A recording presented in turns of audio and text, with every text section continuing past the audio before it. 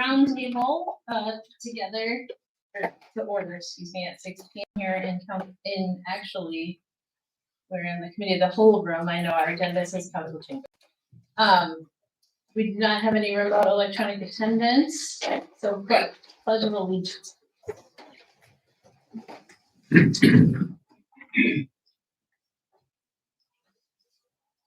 I pledge allegiance to the flag of the United States of America, and to the republic for which it stands, one nation, under God, indivisible, with liberty and justice for all.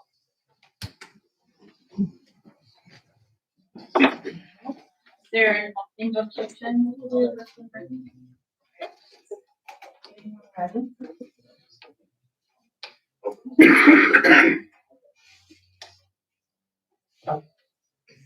Dear God, we come before you tonight with humble hearts and spirit, asking you to grant us the wisdom and guidance to do what is best for all the citizens of Moline as we work on the new strategic plan in the budget this week. Let us put aside our own personal agendas and focus on the good of all the residents we're representing this evening. God, grant us the patience to work together, bring us all together as a unit. Let us work together with understanding and compassion. Let us be fair and equitable in our decisions. In Jesus' name we pray, amen. Thank you. All right. Next up is roll call, please. Alderperson Murphy. Aye. Diaz. President, I'm sorry. Okay. Here we go. Diaz. Razak. President. Timian. Present. Finch. Present. O'Brien. Present. Castro. Smith. Present. All right. Is there any public comment this evening? I'm down, Your Honor. All right, thank you very much. Are there questions on the agenda? I do not have any rewrites or anything this week. So we move to item 8.1, our strategic plan update. Mr. Vitas. Good evening, Mayor. Good evening, Council, and of course, your great staff is here as well. So we just want to kind of give an overview of the strategic plan. I know we started this back in 2021, and as time has marched on, the list of accomplishments has grown. So rather than go over all of them, look at the final page, you can see, based on our three critical pillars, the amount of activity that's taken place and the amount of work that has been accomplished by the city. I want to just step back for a moment and comment that without this type of program, without this kind of guidance, local governments tend to just kind of go around and around without a rudder. So this actually has helped to keep us on course, on track, and delivering the service level. I'll touch on it in a minute in the survey. But also, it also helps us to plan, this 800-page budget to address, provide everything that we talk about. So they're all linked. So with that, if you go in there, we're not making, of course, any changes, as I understand, to the mission or vision. Just to remind everybody, our mission is to act in a financially responsible manner while providing quality and efficient city services and creating a sustainable city. Our vision is through effective, ethical, and transparent governance, Moline will continue to be a municipal leader in Illinois with a staff that delivers exceptional and fiscally responsible services, of which this diverse, multicultural community will be proud. I don't see any reason to change that. I think that really speaks to who this city is, who this organization is. Looking back over the last two plus years, it's spot on. It's where we're going. It's who we are. And not just a leader in Illinois, but I think we're a leader here in Quad City. So that add that. I think we're there. Our core values of collaboration, service, engagement, innovation, adaptability, resiliency, excellence, welcoming, inclusivity, and stewardship. That's basically our foundational core. That's what we do every day. That's exactly how everyone who works for this organization, whether it's the custodian who pushes the broom or the custodian who swings the tent, right? We're all custodians of the city. And the reality is that, this is really what drives who we are as an organization. As you know, we reached out back in 21 and reached out to the community to try and understand where the community was at, what was important to the community.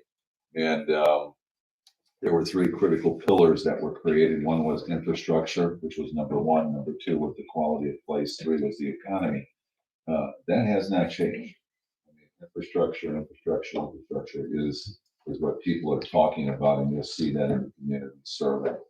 Um, the economy is growing. We get reports monthly, regularly coming out of our building division to talk about our residential growth, commercial growth, important, and seeing what's happened there. That wasn't happening 3 years ago. Of course, it was the pandemic, but even before that, it wasn't happening as much. So it not only slowed down during the pandemic, it rebounded. So the economy actually has improved dramatically. As you know from our two discussions, you can see where the revenues are growing. And growth is what pays the way for the future. You need that growth, whether it's new growth or even redevelopment. So that's really crucial to keep in mind as we go through the budget this next hour and change, and then on Saturday.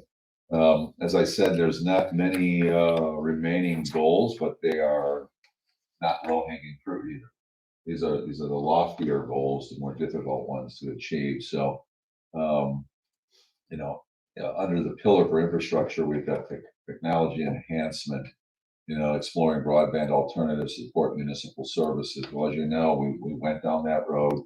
We've got a $18 to $20 million project going on that MetroNet is putting in, and it's ubiquitous service.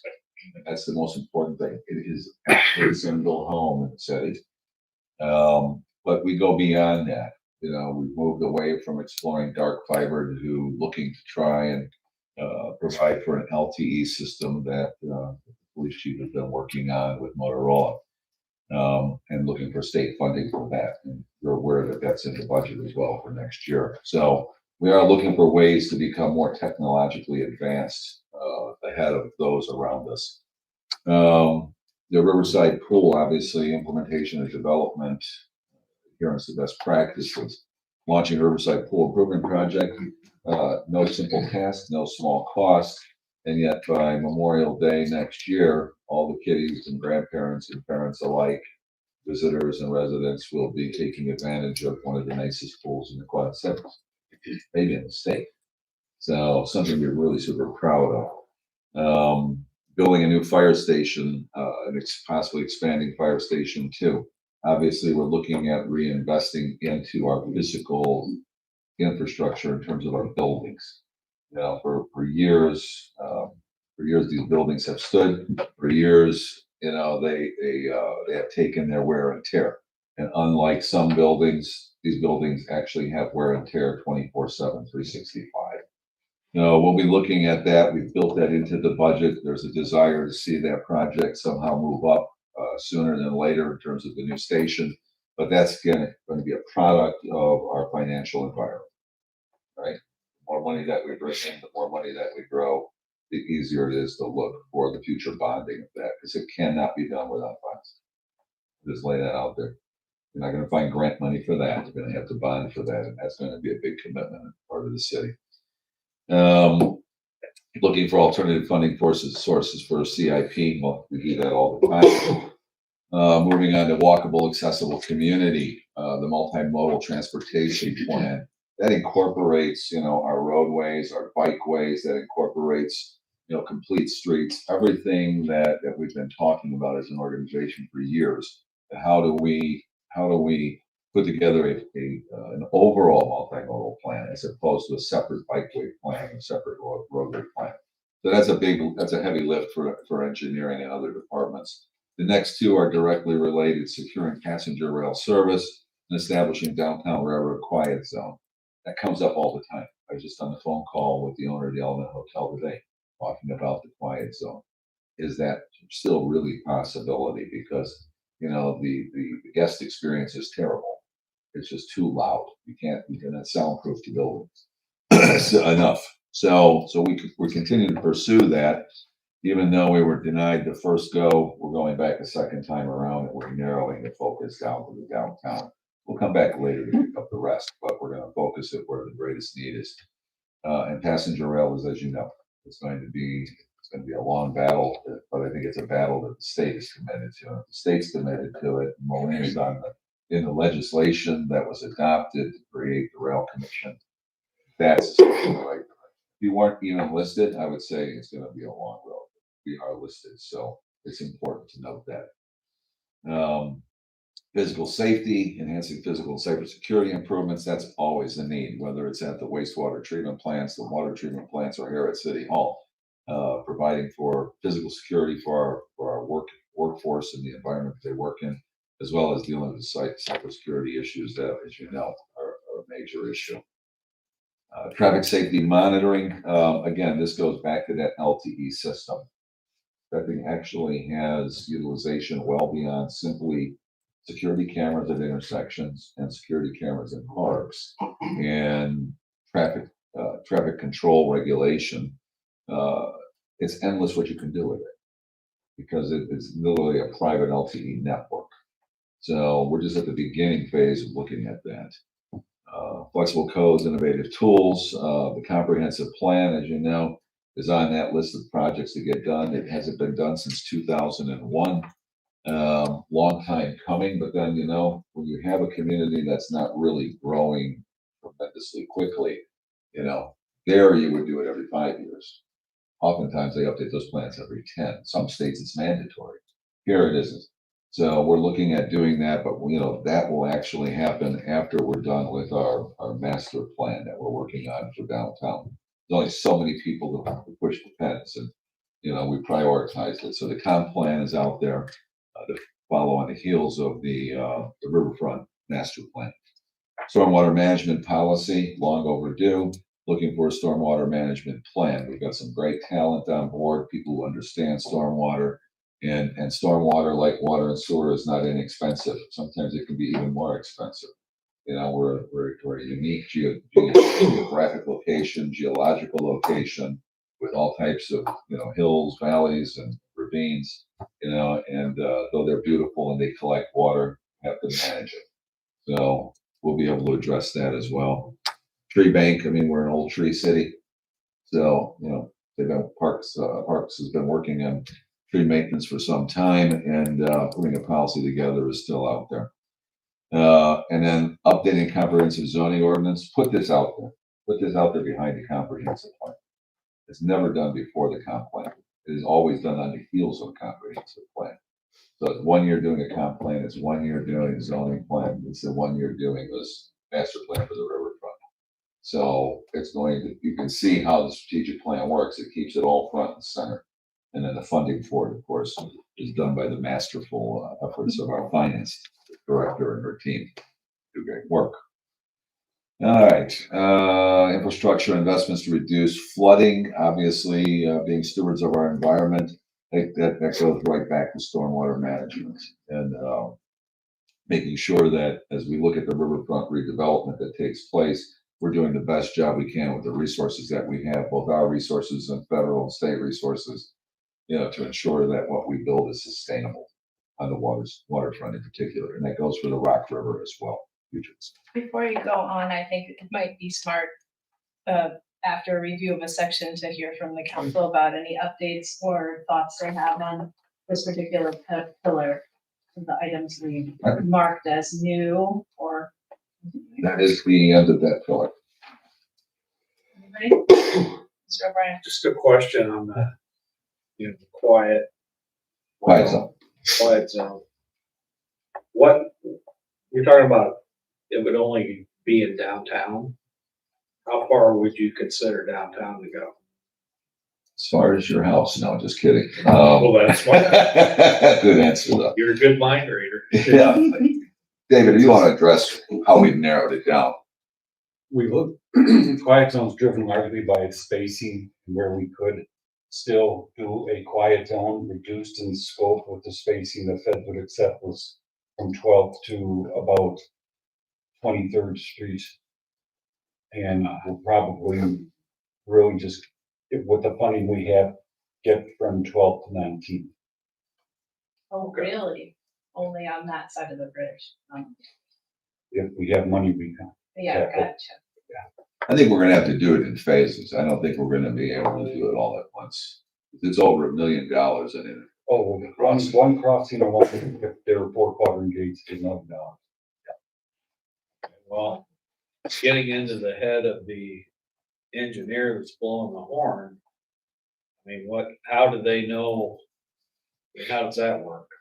How do they know? Well, I'm not gonna be able to blow the horn down there, so I'm gonna lay on it when I'm up here, maybe. Well, no, I mean, having sat in many engines and traveled many miles, and there are whistle boards that are established, and there are train orders that are issued. So the engineer, the fireman, the conductor, they know exactly what's going on, entire length of the trip, kind of like a flight log, right? Just like in a plane.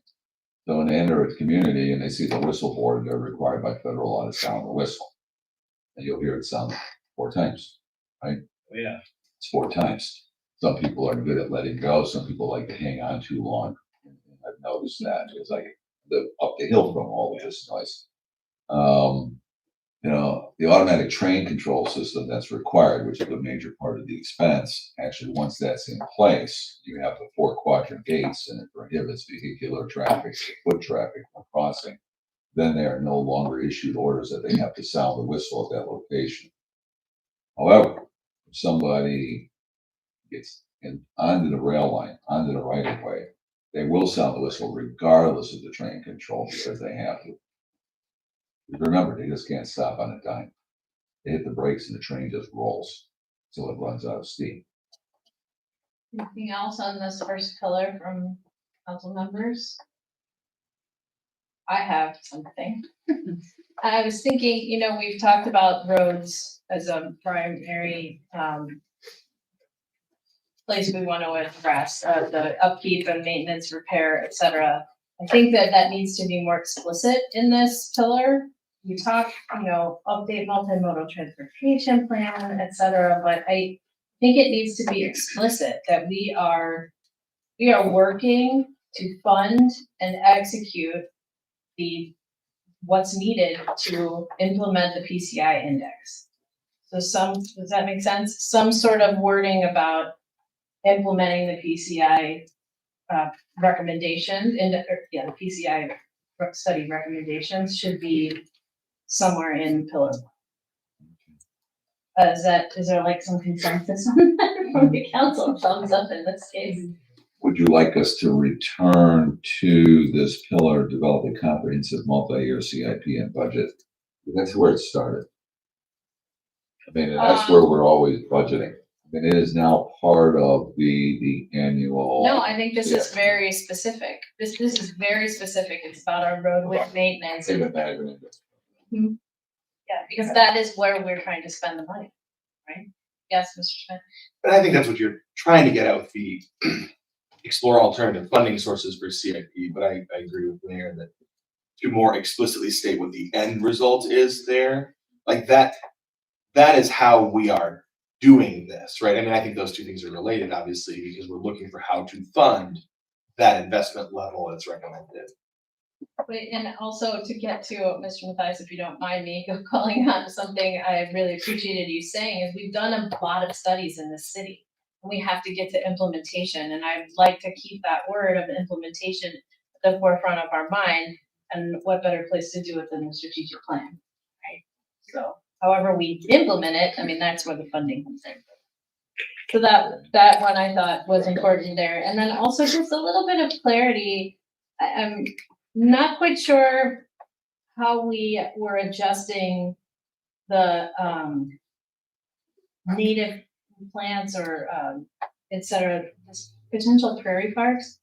I want the council to know if I haven't said it broadly already. There is a resident who was very interested in us becoming a bee city. And there's a very easy program to become a bee city, which means a pollinator city, right? That we take advantage of every chance we have to create pollinator gardens. And we established an advisory council. They want to work with staff. I'm not sure if they've reached out recently on this item, but it's a kind of thing where they're looking to fund it outside of the city, which we can always have those kinds of partnership opportunities. So I guess what I'm saying is this new initiative, to be more clear with, and I'm clearly aligned with something that's already happening that's resident-led, should probably say explore partnerships for pollinator gardens, something like that. It's under 1.6. Right, like 6 new initiatives, so we thought about potential prairie pots. Just change that, I believe. You to- want to look at Potential pollinator gardens. Does that make sense to everybody? No, Your Honor. Yeah, no, it doesn't. Okay, so. I have no problem with the addition, but I am not interested in seeing it reduced. I want to keep potential prairie parks specifically as being an item called out. I think that, and I think pollinators is in line with that. I have no problem with putting both there. Mhm. But I would not want to see that being reduced to only focusing on the pollinator parks. A prairie park has a lot of implications to our stormwater system, to the water management. I think there's a lot of benefits to both, and we should keep. Okay. Addition. I added it. Okay, that makes sense, everyone? Okay, thank you. That's all I have under this pillar. Anybody else? Thank you, please continue. Just real quick, Yes, I'm I sorry. would add that we could work with the county on that, because they have an initiative in planting prairie grasses wherever they can. Forest preserve. Forest Preserve District. Yes. Yes, Mr. Eric, would you like? Perfect.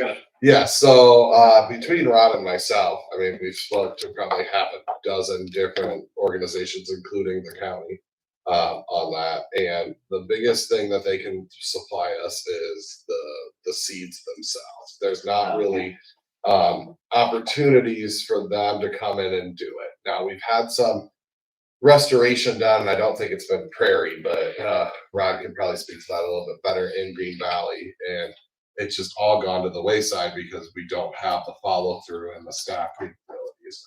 Now, when I talked to the Friends of Riverside Gardens, and they're really interested in doing a test area down in the Green Valley area in between like the houses by the dog park.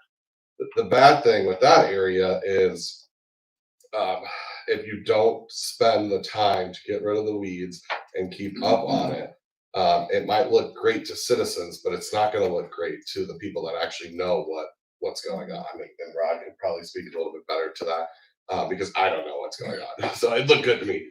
But that area of town, if the grass gets longer than 4 inches, they're already calling and complaining about it. And that was really the area that we were looking at. They've done some stuff in Prospect, but once again, the follow through just hasn't been there. We just don't have the open space. So when I updated the information in this last quarterly report, I said that was completed because I believe that we've explored as many options as we could without adding staff or more money to the budget to contract it out. So the does that bee- make a difference for you then in terms of focusing on pollinator versus prairie piece? No, I'd love to be putting money toward it. I just know I don't have the votes for that. Okay. All right, so thank you for the update, Mr. Griffith. I think we can keep exploring, especially as we explore partnerships with residents, because the Friends of Riverside, right, and all the Garden Guardians is a wonderful example of how things can get done, Mhm. and I think we need to keep exploring. Yes. In terms of infrastructure, we're talking about PCI as a measure of success with the roads, and I think that's good because it's quantifiable. I've had some high-level conversations with David about having a similar program for sidewalks because we don't know what's broken. Because I'm sure they can tell you, Alderman Timian has submitted nearly 100 trip complaints. I heard. Yeah. And that's just half my work, right? If we had a systematic, I know this is a big ask, inventory of the whole city, just to understand this block is a 1 out of 6, this block is a 6 out of 6. So we could then lower the worst ones first as a part of the infrastructure. Sidewalks is on here. and to help us really target where we need to do this a little bit sooner. I don't know if that's viable. There is no sidewalk PCI. There have been universities that have done their own that I've seen some really good examples of. I just think it'd be an interesting measure to say, we got rid of the worst offenders in the city. And I mean, for the most part, it's really done two different ways. One, I think it's done when we do a major reconstruction. The other thing is complaint driven, right? And keep in mind, these are public sidewalks, public right of way. If there's any trip hazards, you make great liability. I mean, you do have liability for trip and fall incidents that happen. If it's a bad sewer grate or a bad sidewalk, you're still liable. So having some type of a sidewalk inventory or an index, I don't know if such a thing even exists, David, at this point. I know that IMS can do it. They have, the telemetry devices on ATVs type thing that they can do that. I don't know how sensitive it is to offset some things. I do think we'd have to talk to Margaret, make sure how we would do this, because as I was always told that once we know there's a problem, we have to go out there and either barricade it or fix it. And I agree, I'd love to get the sidewalks all squared away and level and things. It's just, how do we start? I also think that this needs to be addressed, because I am planning to submit more than 100 or something like that. So, welcome. yeah, I do agree with him. And in fact, I ran for the election because of sidewalk. I tell you very frankly. Okay. So this needs to be addressed in totality. And if we can advertise the thing, or if we can have a data of the whole city, that would be great. I don't That know helps, how. that this is one of those policy requests or program requests that helps us achieve more equity, because once you have the data, right, then you're not just throwing money at certain neighborhoods, right? You're able to really prioritize based on. Yes. And I would say, this is, I understand the cost of having a company come out and do this might just be huge. I don't want to underestimate how long it would take for individuals to do that, but we could probably do it with people faster and cheaper, our own staff. If I can ride my bike on half my ward in 3 days, just a couple hours a day, this is doable. I'm not saying I'm the perfect example, but like, this is something we can find the worst offenders with a little bit of effort. Okay. Have everybody just send in a photo from in front of their house. I mean, seriously, you have it like instantly. So, you're suggesting as part of our infrastructure pillar, explore a sidewalk inventory or index. Correct. Sidewalk condition, yeah. sidewalk condition, SCI. I think there's a consensus on this, yes? Yeah. Mr. O'Brien. I think it's an excellent idea. It's long overdue, but I would like to get back to the prairie grass thing. So we're not gonna do it because people that are experts on prairie grass will look at it and say, oh, that's not right. Or we can't man it and, plant the seed because this county's gonna give us a seed. It's a lot more complicated than just being able to plant a seed, and Well, I know don't that, think I understand. we don't have the follow through to be able, like we did it up at Prospect Park a number of years ago, and we should have burned it back in 2020, but we didn't. And now it's just full of weeds. It's not where you just, because when I spoke with friends of Riverside, it sounded great, but they wanted us to do over 60 to 75% of the work, because we have the spraying license to get rid of, to kill the grass, kill the weeds, to get it tilled up, ready to go, plant it. And you've really got, I'm butchering it right now. Rod, you probably can speak a little bit better than I can of it. Well, actually, I hear you. I think we heard that you've explored it to a certain point, and right now we're not supporting it with funding. However, it's staying on. We're leaving it on because we have partnerships that we can explore. The Wild Ones is a chapter. Our chapter of the Wild Ones is a group that might be interested in this. They're also part of the B City the pollinator park stuff. So I think my assumption after consensus checking was that we're leaving it on. It's just that we haven't formalized it within our own Right. programming yet. And I know we have volunteers that work on, River Drive and, do that. There's we have a lot of retirees. I hope to be one someday. I agree. All right. Stick Thank you. out loud. It's all right. Thank you for that. All right. Anything further on infrastructure? Yes. And I just, to go ahead on that point that Pat is making, it's very important for me that it stays on because this is that 24 to 26 opportunity. And I know it's gonna be hard for us to see a lot of movement. I think the explanation offered by staff, why we're not taking it on, makes complete sense to me. I'm glad we're looking at that partnerships. I'm just glad we're gonna stay open to those. And I don't know what that's gonna look like, but we have to be open to it, keep it in top of mind. So to staff, if you haven't heard from Kelly Nache or former Alderman Dick Potter or anyone from Wildlands, please email me because these are folks I've been trying to put together with staff. What was her name again? Kelly Nache, NACHE. Okay, we'll follow up on. Okay, I think that's it for infrastructure. Quality of place. Okay, so I've got that all written down. Check our notes, that's the chair of the month. Well, yeah. All right, so under quality of place, neighborhood enhancements, these are initiatives that are underway. Encouraging active neighborhood groups, I mean, that is underway with the CED department as well as with MCDC. That is kind of where their new direction or focus is going. So I'm envisioning there will be collaboration between both CED as well as MCDC to roll that out. A landlord certification program is still there as an initiative, part of our overall housing program, and then update the ordinance for code enforcement. And that's a heavy lift too, right? These are projects that are not going to get done overnight. They're going to take some real doing on the part of staff and really on the part of council. And then most importantly, establishing a comprehensive housing program. As you know, we've been really pushing hard for this, and we think we've got the makings of what we a model here locally.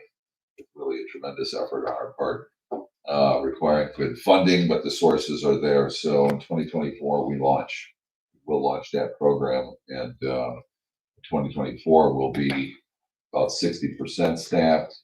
2025 will be 100% staffed. Unless we decide that we need to bring people in sooner, because it is fully funded.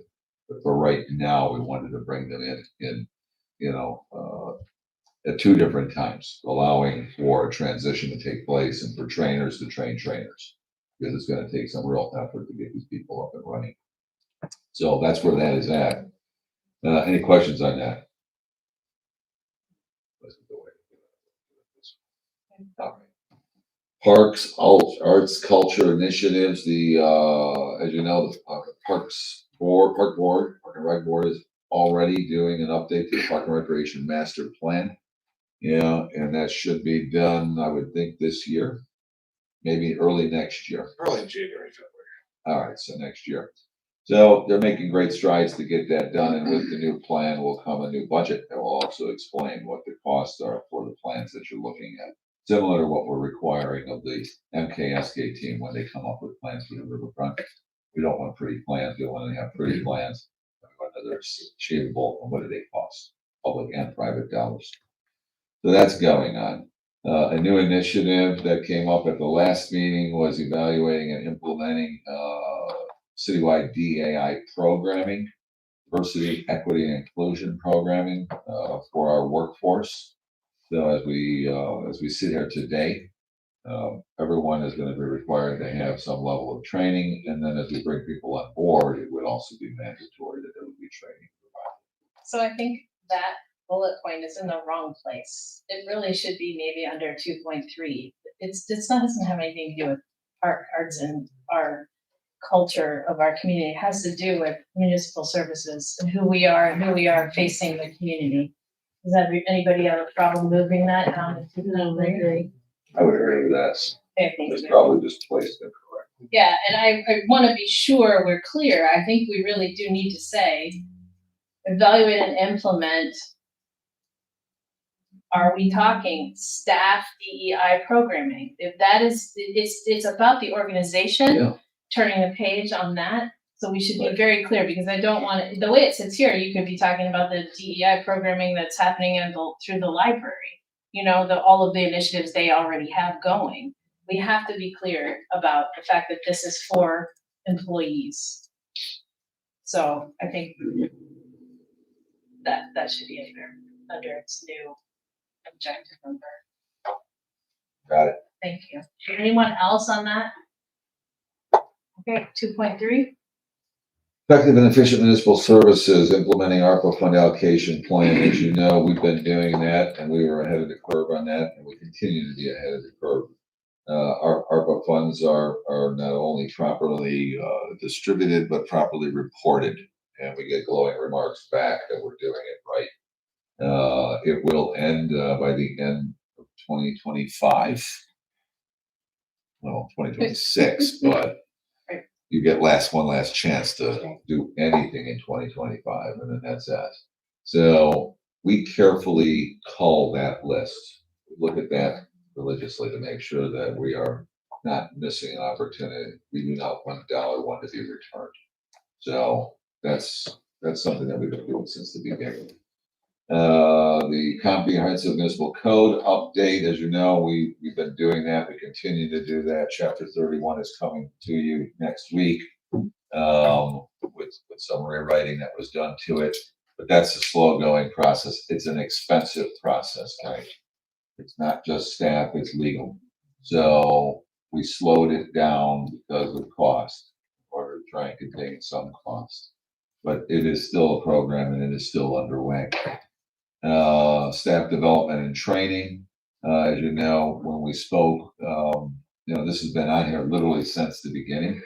And though some departments have more training than others, i.e. police and fire, other departments don't have as many formal training programs within or in-house.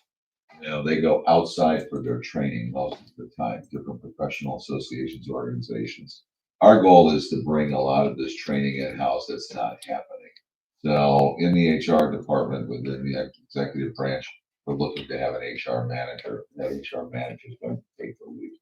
That will be one of their key responsibilities, so that we not only can help attract employees, but we can help retain employees and then improve employees' performances. We are well into acquiring the software to support the one-stop shop. We know we tried to have a physical location for that initially, and this software is the backbone of that location. So we're going forward with the community development software that was budgeted, and that is being headed up by the IT division within the executive branch. There you are. Good to see you over there. The blue disappeared into the blue. Sorry. That's moving very, very, very, very well. And that will address pretty much our licensing and our across the boards. So it should streamline things and make us more efficient. The library mobile outreach program, that's something that we've been talking about now for a few years, and that's really to be able to take the library and move it out of the library and put it out there where the seniors are residing, where people reside, where maybe they don't necessarily all have cars and can drive, because our library is located in a central location, not so central, but it's located in a very specific location. So this will give an opportunity for others who might be even mobility impaired, the ability to actually have somebody get reading materials for them. Develop the cities, and that's also a strategic plan for the library. So, overall technology plan, that's an ongoing thing that David and I have talked about. We have a significant investment in not only our computer hardware, but also in our software. So this is an ongoing effort, and I would consider the LTE project to be a part of it. Yeah. Professional public safety initiatives underway. I don't think the chief is here. He's at a conference. So establishing a special investigative gun unit, and then attaining, Illinois accreditation for the fire department. I spoke originally with the prior fire chief about that. This current fire chief, Mr. Reaganweather, is taking that on. So similar to what we did with the police department accreditation, we would also have an accredited fire department. There's something to be said about that. When you have accredited departments like that, it also helps to affect people's insurance. So it's actually a good thing to get accredited. And we would probably be the only city here in the Quad Cities, I think, that have both departments accredited. Fair statement, Steve? I believe so. So there you go. First again. It's all about women. Oh my God. Just kidding. 2.5. 2.5, holistic, I guess I have. Health awareness, establishing a food security policy and plan is a new initiative as well. And I think that came out of the initial meeting. So Yes, Mr. Schmidt. Yeah, this a fairly minor piece, but I feel like the launch library mobile outreach program. Yeah. Is just miscategorized as well. I feel like that should be under part of arts and culture. Because that's really addressing to those services as opposed to being our kind of like internal work items. That's a good point. Internal versus external grouping. if you'd like to see that somewhere else, Up to Under 2.2. 2.2. move it. I have no problem with anything. Anyone else with thoughts right now? Mr. O'Brien. Establish a food security policy and plan. Can you go a little more into that, maybe? Or Do is we that- remember back from May? I think Mayor was the one who brought What? that up. You are I think it actually. has to do with the fact that we looked at economics for our community and established that, there's still a lot of gaps for portions of our community. And so looking at, how easy is it to get fresh food, et cetera. I mean, we've already done some GIS mapping in that regard for where are the grocery stores. It's related to economics as well, but I think that's where that was coming from, was how do we make sure we don't have hungry people here when we've had KJ's CDBG money that's gone out and used for those Christmas and Thanksgiving, that things are flying off the shelf, those gift cards. Do you remember anything further? Somewhat, but I'm wondering if are we including the food trucks? So, In what because way, Mr. O'Brien? I mean, look, the food trucks move around, right? And I don't know, I mean, I guess I'm concerned about how and somebody can set me straight on this, I'm sure. Okay. But are they inspected, how regularly do they get inspected? Oh, Alex does I inspect believe it's those. annually, but Okay. I'm kind of guessing on that. I know they need to be licensed, and Alex goes out there and does an inspection, but we can find out exactly on that. All right, thank you. we can get an answer on that, how often. That's a great question, though, because I have no idea either. I don't, Yeah. at least one time annually, for sure, though. I think if I remember the conversation and the GIS mapping, this was primarily around food deserts in communities that do not have access to walkable fresh food. And there are a number of Moline communities that cannot get to a grocery store within a mile of where they live. And this is partially a zoning concern also that can be addressed after all these, the comp plan and the zoning reform, to allow for buildings like that in residential, or at least closer to residential. I think there are a lot of things we could put down on 2.5 under holistic health awareness. I mean, you've been serving on a mental health working group, with Chief and myself, and others could join, but, those kinds of things stall out sometimes over time. There's only so much we have control over that, other entities are involved in some of that.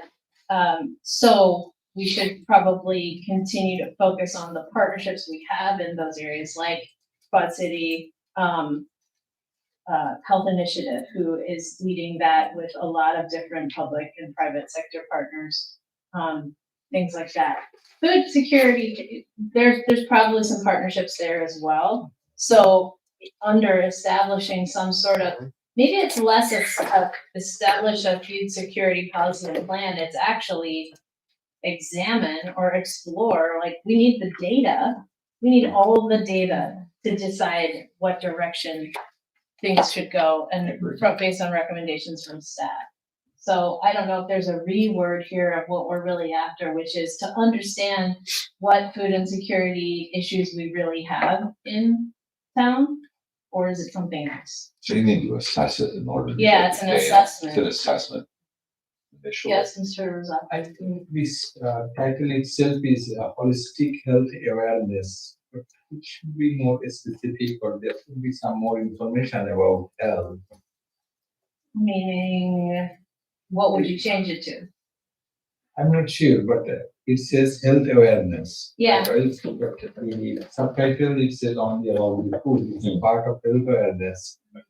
Can it be something else? That's what I'm thinking. It's, I have an idea to go along with some of this, but for sure assessing food insecurity, maybe, and then, so that we can then find recommendations. Maybe that's what we really need to change that to. Assess food Assess. insecurity, Yep. in the community. I actually, was like overjoyed at the conference I was at representing Moline this week, Building Connected Communities, to learn about this intersection of economics, social science, and a lot of other things that support what I've been doing with Good Gatherings, which I think you're all familiar with. I hope so, in terms of the monthly potluck with organized discussions from people from different walks of life. Why I'm overjoyed and why I think some of that community building work has to be a bullet point under holistic health awareness is because lack of connection in a community has health impacts for people, higher rates of everything bad, right? Heart disease, obesity, diabetes, mental health issues, etc. And community really refers to our social connectedness, like who do we know, how much do we see them, who are we talking to, what's our network? And the piece that put it over the top for me was when these world-renowned social scientists reminded us that it doesn't matter how rich or poor your community is as a whole, if people with means and people with less means are actually coming together, we have better social connectedness and everybody does better. And so the data that shows we need to invest in this in some way right now is just personal time and effort. There's no money on the part of the city going to this. But one of them is in the community survey right in front of you. I was like, oh, look at that. Under like focus areas, in focus, I don't know what page this is. But the details on, it says 47% of residents are satisfied with the sense of community among residents. And there's 17% that are dissatisfied. And I went then into the data on the side. You've got young people, 18 to 34. That's a larger group that is dissatisfied. And then older than 55. And then those who rent, right? They feel disconnected potentially. And then men more than women. So we have a little data already to show that this is an issue that could be worked on with very little effort. So I would really like to put a bullet point under there that is support community-wide efforts toward increasing connectedness or social connection. That's technically the official. Does that make sense to you all? Mhm. I think that in terms of the strife we're seeing in the world, and even here in Illinois, you are aware of the hate crime that happened in Plainfield just a couple hours away. We have to do everything we can to make sure people who don't normally know each other well have a chance to try to get to know each other. You can't always make everyone, but you can make the opportunity for that to happen. So in terms of increasing understanding and all the good things that can come from increased social connection, that's why I want this bullet point. So I said, what did I say? Support community-wide efforts to increase social connection. increase social. Can I get any kind of consensus? over That answered my question, thank you. Food trucks. I think we covered that. All right, You don't want to go back to food truck. No. No.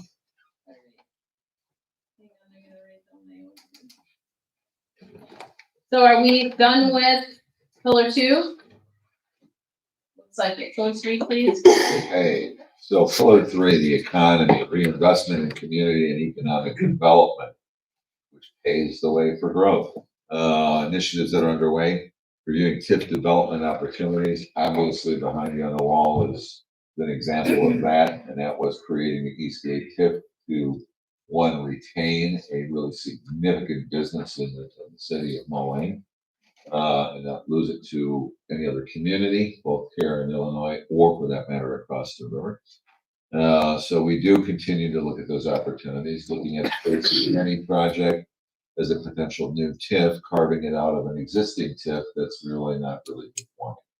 So taking a look at that, taking TIFs down that aren't performing because you're looking for opportunities. Well, it's better to keep the house in order. So as you know, we are moving forward with that. By the end of this year, TIF 8 and 9 will be gone. Evaluate downtown parklets program. As you know, this started during the pandemic, and yet it took off its whole life. So, I mean, it's like it's either we do it, we don't, we need to formalize it. It's not really formalized anywhere to my knowledge by ordinance. Is that correct? Sounds right. Well, Yeah. We So- suspended the rules to allow them. Yes, yeah, we suspended the prohibition. So is it something that we should be doing? I mean, because if you're going to look at other communities as you travel about, outside dining is a very popular thing. People do like to sit outside and have something to drink, something to eat. Sometimes just a cup of coffee and sit there and talk with someone. And it does create social connections. Just keep going. It does, it does. No, Bob, if I may, when I was in Mountain View, they blocked off an entire block with bollards on both sides Yep.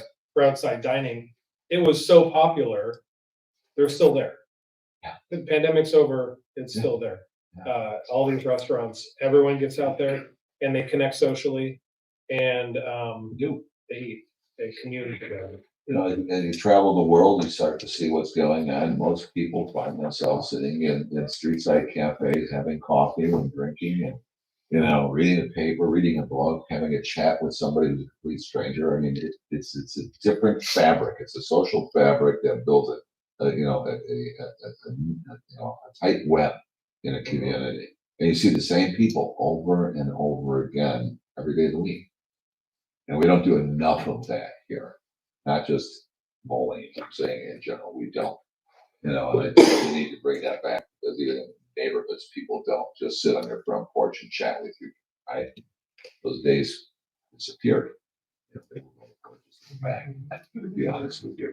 Sure, by design. Anything else on that? We have one other thing is this new initiative, and really, I want to relabel this as reestablish an overall economic development policy with this council. We have an economic development policy that's sitting on the books. It's been there for quite a long time. It's great that Chris is back because you may have been here when that one was written or it was written even before you. It could definitely be updated, let's say that. Yeah, so I think we should have that dialogue because it's one of the principal tools that we have. You know, when you have a project like a car, you go to your tool chest and you say, what can we offer? And if you don't have that thing up to date and supported by council, you don't have anything to offer anybody. So we want to bring that back and have that formally adopted and approved. Yeah, we want to have the buy-in when I'm meeting with someone, right? We want that developer to trust that what I'm telling them is gonna ultimately get that council approval too. That's correct. Under this objective 3.1, I recognize that as we are revamping the strategic plan, it's good to go with broader topics rather than end up with another 84 like objectives or We don't want that. to hit. But something that we had talked about how we continue to support small business retention as opposed to just large business attraction and retention, right? We did a good job with the boost program in terms of the purposes of it, but we don't have anything left. And yet there are still people coming to us who are in Moline, who want to stay in Moline, and they are like, oh, well, what are your incentives? Well, we don't really have that basket in the same way that we have for the big stuff. So somewhere in this, I don't know if it's a sub bullet point to the overall economic policy, but I think we need to think about the small business owner in some very particular way. Small business economic development incentives. I would There you say go. something that's lacking. Yep. There you go. Is And that rather okay with than- everybody? Yes. Yes. Everyone's, yes, Everybody's- vociferously, like. Okay. Okay, thank you. That's all. That's all. So community marketing and engagement initiatives that are underway, maximizing water plant excess capacity. As you know, we've got 6 million gallons a day excess capacity that we can produce. We have agreements now with the city of Silvis, providing a significant amount of water to their community. It's possible that one day we could end up being the entire provider of their service. That's a possibility. Moline has approached us in discussion as well about possibly servicing Moline with municipal water. I can't speak for Coal Valley, but I can say for those two cases, there are discussions. So those discussions take time because they're political, but then sometimes they're driven by people like the EPA. If you got a problem with the water supply, fix it. Sometimes you can't fix it by digging another well. So as we look to our south, to our southeast and southwest, there's opportunity. So again, we continue to explore regionalization of the water supply system, as well as potentially the wastewater treatments. That would make the most sense for Illinois, to be honest with you. There's no reason why you shouldn't be regionalizing those utilities when in reality, you regionalize the airport authority, you regionalize the radio system, you regionalize the dispatch system, you regionalize your transportation system. You basically have taken certain essential services and regionalized them. Those are services that you can certainly take a look at as well when it comes to water, wastewater, much the same way they did in suburban Chicago. It all depended on Lake Michigan, and they've abandoned their deep wells. We have a lot of well users. So that's that issue. Update the location one inventory system. Anyone? Yeah, I mean, this is definitely on our to-do list, and we, looking into it, haven't really completed that at all yet. So, but certainly on our to-do list to get that done. And I think we also need to consider whether location one is the best way to do that, or if we want to have our own city system as well. Okay. Yes, Mr. Schmidt. Is that available properties? Yes. Is that, okay, I have to make sure I was reading that right. Yeah. I mean, one of the challenges you always run into in economic development is what's available. Yeah. Who owns it? And what is it? What is it that they own? I think it's probably the biggest challenge as we look at, businesses, both homegrown businesses here looking to expand as well as local businesses here who want to relocate to Moline. They're always asking for well, is there a building? I need a place to put my equipment so I can actually print my T-shirts. And we don't have the space. We don't have the building. And then they go elsewhere. They go to a different community or they stay where they're at and expand. So The good thing about the location one system though is the realtor the realtor submits it a lot of Right. times. And so we don't have to track down ceiling height and what utilities are there and all these things. The realtor knows that more than anyone. So that's probably why we'll stay with that system, but I think we should consider all options. next one, develop an overall communications plan. That should be getting done by the end of this year. So we're looking at social media plan, how that operates, how that functions, and we have a way to consolidate that and to be able to manage it better. Because right now it's been like people just do it, and you can't just have people just doing something like that. We have to have some rules. So those will be forthcoming. And then this last one, developing a riverfront development rebranding strategy. That's really part of what MKSK's charge is. So even the logo that was created is kind of it's a rebranding And that logo will probably stick with whatever we do down there, including Moline Center and then the bridge representing the riverfront. Okay. 3.3. Okay, explore redevelopment opportunities. That's what we're doing. I can't say. Yeah. Okay, does anybody want anything on that? I'm just gonna ask. Obviously, because I don't want to be here all day either, so. The I-74 redevelopment master plan beautification work, SK, exploring opportunities south of the Rock River. Well, obviously, LRS was just that, exploring it. We also want to go back and revisit the Case Creek residential plat that was created back in 2006, 7, and 8. It's certainly an opportunity for residential housing out there. So we want to take a look at that. And this, I didn't get to tell you this earlier, but this morning I met with representatives from the Quad City Realtors Association. Yeah, and they were very interested in providing information about grants and other helpful information for some of that kind of work. So I pointed them in her direction. But just so you all know that there are partners out there who are willing to provide information and get things moving. Good. So we are going to take a hard look at that and what it will take to actually cause somebody to take an interest in it and possibly see some big development. They can build it so as they can build it fully. I guess I rest my case. All right. All right. Land acquisition strategies. So, I mean, obviously, you know what's going on with every single piece of property we're talking about after the last meeting. So we're pursuing all of that. And what to acquire versus what to dispose of. We continue to wait to hear from IDOT on acquisitions that they're going to be disposing of themselves by the I-74 quarter. I expect next month that we'll hopefully hear from them. They're working on appraisals. Okay. Let's see. Neighborhood identification, I-92, and environmental strategy. Sure, and the neighborhood identification program or plan, that's really something that MCDC is actually taking an active role in, as well as CED. And then the I-92 corridor development plan has been around a while. I think that's coming to us in different stages and different pieces based upon IDOT in particular, right? In terms of when they are going to physically reconstruct roadways. So that roadway that's up on that map within that particular tip is a 2029 project, just to give you an idea. So nothing comes fast, but it does eventually come. That is better. So we'll be looking at that. And that also includes, you know, what are we going to do with the other aspects of the plan? Because at one point they talked about realignment of 92. Giving up that roadway that goes between, I think that's 34th Street, if I'm not mistaken, where the greenhouse is. Mm-hmm.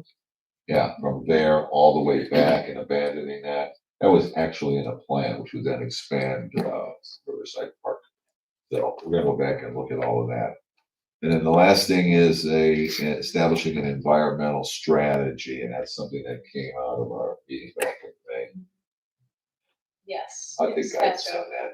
Environmental strategy, that's very broad. Are we talking like sustainability? Are we talking everything or? I believe it was the sustainability piece. Does anyone else remember? Never remember that. I can check my notes. That's an easy Yeah. one. Yeah. Is that what you're interested in? Yeah, I'm just curious as to, I don't remember what we had talked about. Well, I know Barry, what is the thing? And Mr. Lodi, we've been working on, carbon reduction? No. Plastic reduction. Plastic Plastic reduction. reduction, for sure. Yeah, there's an obligation for the city to develop an energy efficiency and conservation strategy as a condition of receipt of some grants. Yeah, but I think the clarity of a sustainability plan is better. Yeah, I think that's like very broad. Yeah. Does that make sense? Sir Brian, I know you care about that. Is that? I do, yeah. All right. Thank you for asking. Two things. One, very small, on the develop overall communications plan, just spell overall correctly when we're dating this.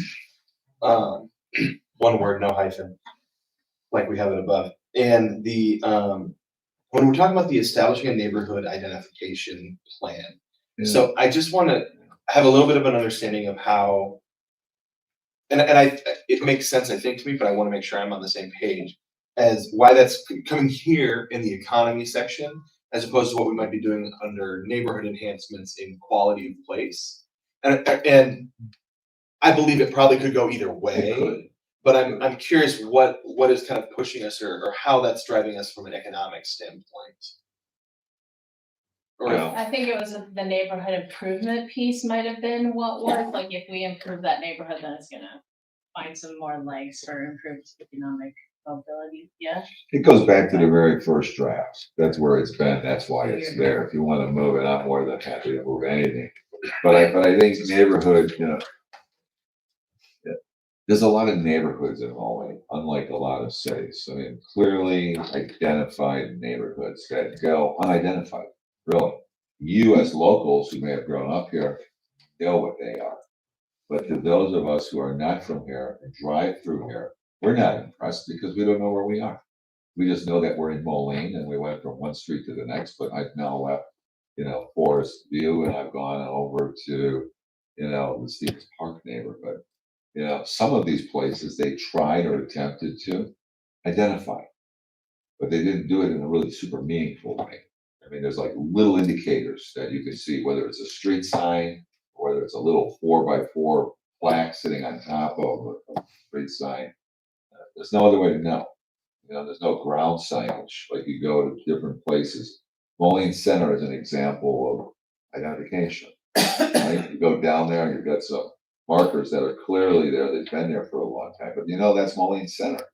Nobody can argue with you that that's not Moline Center. You go up the hill and you start to lose context. So I think part of what MCDC is doing is looking at that, getting the neighborhoods. CED is working on getting these neighborhoods engaged, and then you add to that identification, and it starts to make people, one, have a sense of pride of where they're at, two, sense of improvement and reinvestment in their community. The city, by investing into those neighborhoods, actually does start to make a difference. So, Would you like to move it or no? but I'll be happy to do whatever you want. Anybody? Just leave it where it is. Stay consistent from year to year. Okay, Mr. Denny. Kind of, whatever. Under environmental strategy, I wonder if there's an appetite among the council to focus on reducing automobile dependence as an environmental strategy, and as also a mechanism to increase density, thereby accomplishing multiple goals at the same time. There are policies that most cities in the country have that prevent density and encourage automobile dependence. And by focusing on those, you can kind of accomplish multiple things at once. I'm just wondering if there's an appetite here or if it's too crazy. Schmidt? I think that because of our location as part of a larger regional economy, we're reliant on crossing into other communities for services. I mean, I don't think that is the leading foot forward of reducing automobile dependence. I think that we should be doing everything we can to increase access for non-automobile transportation, right? I mean, it's coming from a different approach to that, but I just think because of our community, how semi-rural we still remain to be, it just is a very, I think that's out of reach and unrealistic as far as the flag we would plant in the ground. Sounds like yes, Mr. Ryan. I think you could have, little bites of it in certain neighborhoods. I mean, you could start out small. Part of what we're doing already is trying to make sure there's not food deserts where people have to. I live in food desert. I have to drive quite a ways to get to the grocery store. That's a food desert. That's a food desert. Absolutely. And there are businesses in downtown Moline that like Moline Forge, that there's people that live in those neighborhoods that walk to work. So I think you could do it limited and, maybe it grows from that. But I don't think it's totally out of the question because as gas prices go up, I mean, they're not gonna go back down. They're gonna get as much money as they can out of it before everything goes electric, so. Yeah, I think I hear what you're saying, and certainly density, is one of our paths to increasing our population and growing our economy and our base, right? But potentially working on planning and zoning as a way to do that first, and that the environmental impact of that and wherever things go with EV vehicles and all of that might help us with that. Emissions is a real, from the bi-state stuff that I've worked on, going directly after emissions is a really hard thing for something, an entity our size to do, I think. So I'd prefer to work it through zoning and planning. I'm gonna work this in any conversation I we can. understand. Side note, the Casey's in Geneseo has 4 charging stations. Awesome. Everybody's staying up. Just right. the, Is there anything further on the strategic plan, Mr. Schmidt? Is that, No. okay. I think we've given you just a few There's a updates, few a little updates. bit more clarity, so we know what we're talking about. we'll do our best to write them in a way that makes you. And then we'll bring it back for adoption in the beginning of November, please. Yeah. Thank you. We'll get back to you. All right, I'm gonna turn things over to Ms. Barnes, I believe, yes? Administration's recommendation on 2024 to 26 budgets. Yes. Got it. Oh, yeah. Well, we are very pleased to present to you a balanced budget for the upcoming 3 years. We've done a lot of talk about it already, but I would like to take maybe about an hour. I'll push it, maybe less, just to give you an overview and what to kind of prepare for Saturday. So we're walking into it. And hopefully as we go through this, there aren't going to be any surprises because we've done so much meeting. There's a lot of issues that we have to address, but hopefully there are not any surprises that you haven't heard about yet. And we made you guys a hard copy, and I'm so sorry. David, would you mind maybe sending it to him, that copy of the PowerPoint? I forgot to send it out. But you can follow along with the hard copy, and if not, we can get it to you first thing in the morning. But the first thing is that the budget as presented on that page 2 maintains the city's strong financial foundation. We have healthy fund balances and cash reserves across all fund and within our financial policies the council established. We continue conservative spending and sound financial planning, and the budget as presented is less than 2% higher than the current year amended budget. So it's a very conservative budget overall, and we're going to be going through that in depth on Saturday. And the budget as presented aligns with the council strategic plan and 3 pillars as we just talked about. I'd like to take just a few minutes and kind of go through the budget timeline on the next couple of slides. The budget process actually began back in May when we started talking about the strategic planning. And during that session, as we all know, we updated our 24 through 26 priorities, and we authorized a community survey that everybody's got a copy of that we're going to be going through here at some point. And in addition to that, during that first meeting, we talked about some of the unfunded projects. And so 4 of the council's top priorities that were identified in May include increased funding for citywide infrastructure CIP projects. And as we talked about per the CPI report, our consultant stated that we needed to have a minimum of $2 to $3 million of additional money annually to begin making some progress. We also talked about implementing an enhanced rental housing program for the multifamily and single family homes and having it be fee driven. And to provide funding for an improved compensation and class and comp plan, and which would allow us to improve employee retention and enhance application pools for all of our open positions. We also talked about developing a long-range capital plan with funding sources to fund projects that currently are listed in the unfunded category. And as we talked about during our 2-on-2s, we've now developed a special fund, special capital projects fund, and that's going to be one of the primary things we talk about on Saturday. So the funding that new capital plan would allow for would be for the riverfront and downtown. It would help to give money for the MKS plan when we get it back. It would help fund quality of life projects ongoing for parks and library. It would potentially give money for economic development and would allow for some city-owned improvements to some of our buildings at City Hall and the Central Fire Station. And before we get into the things we're going to talk about on Saturday, I'd like to take just a few minutes and recap all the hard work City Council and staff has already delivered over the last 6 months, and then talk about a couple of items that are outstanding. And as you see going down on this page, I've identified some gold stars that I think we can all be really, really proud of, because there's been a lot of hard work over the last 6 months. So following the strategic planning session in May, right out of the chute, staff went to work on the council's priorities. And starting in May, right away, we started developing that rental housing program for council consideration. In June, we came back and we had a CIP roundtable that included engineering, parks, and all of the utility funds. And we also identified all the large unfunded projects that were competing for limited resources. We had a kind of a lengthy discussion about that.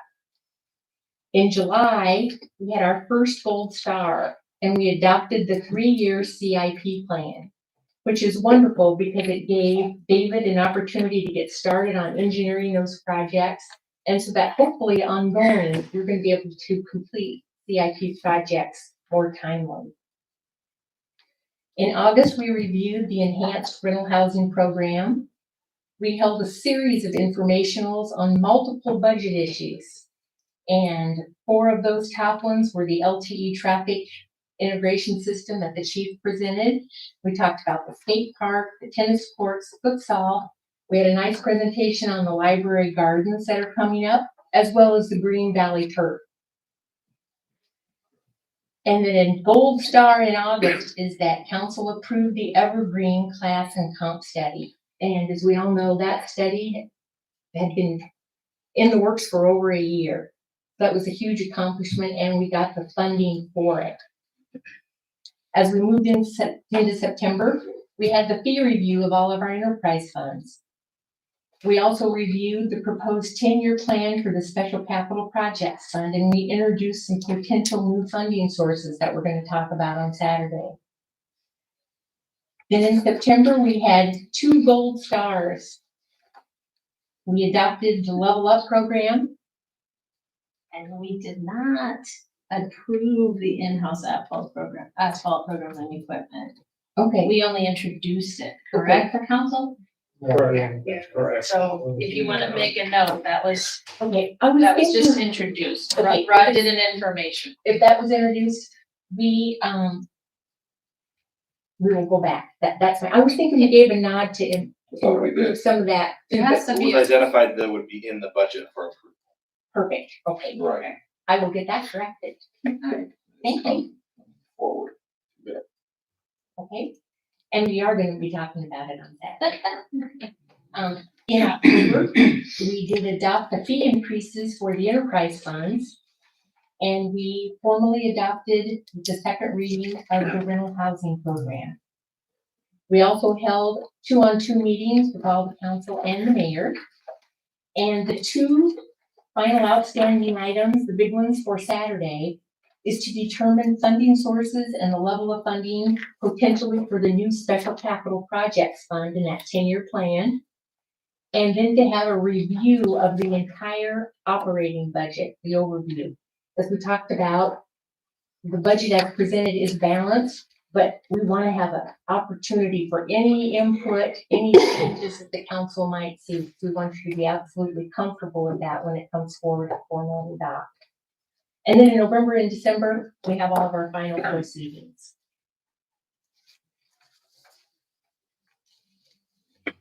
And on Saturday, just for kind of a lead up, again, we're really gonna get into it, but the new Special Capital Projects Fund, and we've heard about this before, it's a 10-year plan that could, and the word is could, fund upwards of $82 million of new projects for the city.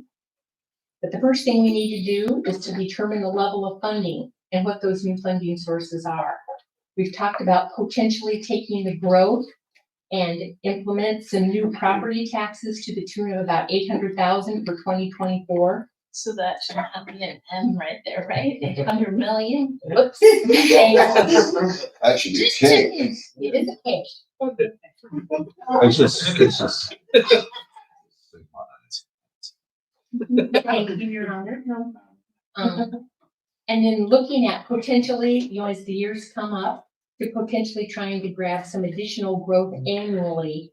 And the key thing with those property tax dollars is we want them to go right into the infrastructure to hopefully be able to address that goal of an additional $2 to $3 million annually. We've also talked about implementing a natural gas and electric franchise fee of 1.5%. And again, this is on Mid-American, and it's for them for utilizing our city right away. And we know that it is very likely that Mid-American will turn around and do a charge back to our citizens. Guaranteed. Yes. But we've talked about as well that at the level of the 1.5%, that would be approximately $2.47 a month to each of our residents.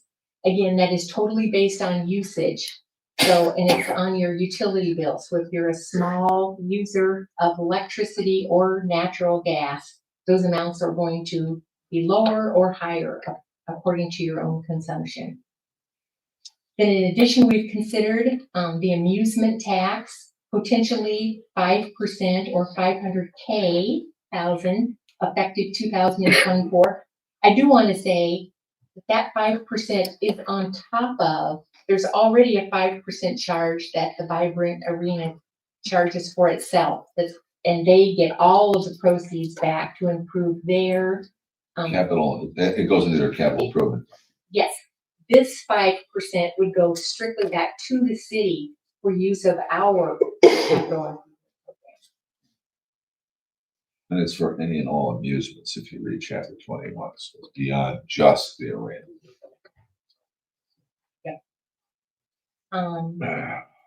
Then we will also be looking at ongoing, aggressively seeking out grants, any type of federal and state funding, like the DCEO and the OSLET grants, trying to match those monies.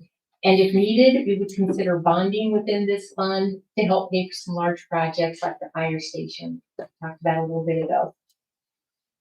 These potential new revenue sources could fund and support upwards of $82 million in capital projects. And again, we're going to talk about this in depth on Saturday, but those include approximately $20 million of infrastructure of CIP projects over the next 10 years, working towards, on that 10th year, funding an additional $3 million of annual CIP. And we talked about all the riverfront and I-74 improvements, some additional quality of life projects like the tennis courts, futsal, skate park, Green Valley, and the library gardens, those types of things.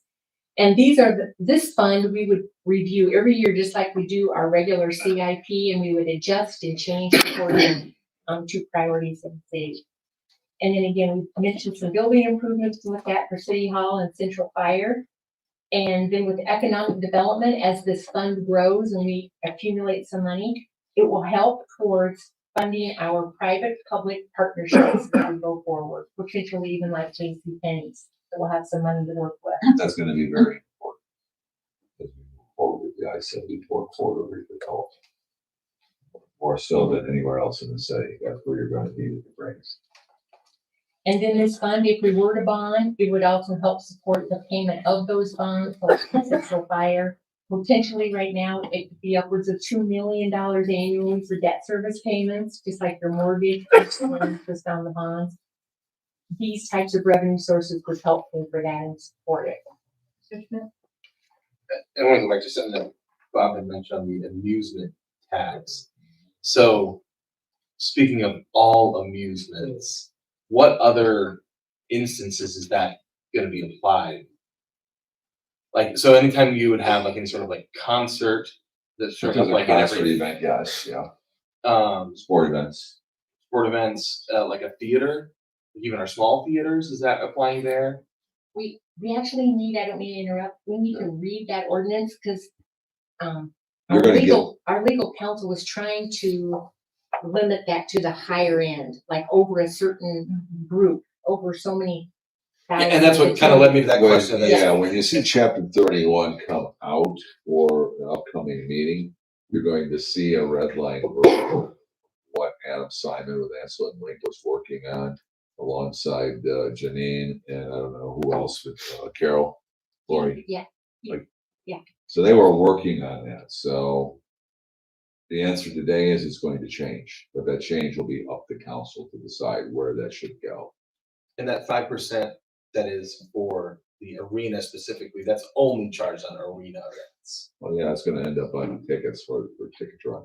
Well, right, so, but they charge their the 5 that. It'll be a 10% is charge, passed so- through, it's 10%, but if I'm at a different venue, Right. it's only 5%.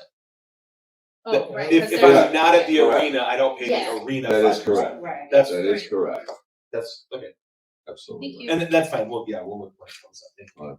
Very good. Keep going, please. Yep, the next big item that we'll talk about on Saturday is a high-level review of all of our operating budgets. And again, we can stay high, we can go low, and we are very happy to answer any and or all questions on Saturday. But a broad overview is that the budget as presented funds all existing city services and authorized for personnel. With our salaries and benefits, it's about $46 million, and it is up an average of a little over 6%, and it fully funds all open positions right now. The reason we're up 6% is number one, it's fully funding for all the positions, and it budgets an average of 4.75 GWI and the merit increases, and increased minimum wages for all of our seasonal help. It implements the first phase of the Evergreen Comp and Class study that was adopted by council. And that plan, when complete, will be in excess of $800,000. It also includes the new AFSCME contract. Health insurance is actually down 2.59%. Very, very happy to report on that. Admin fees come down when they did the renewal. And we've got some additional prescription rebates that help make that reduction possible.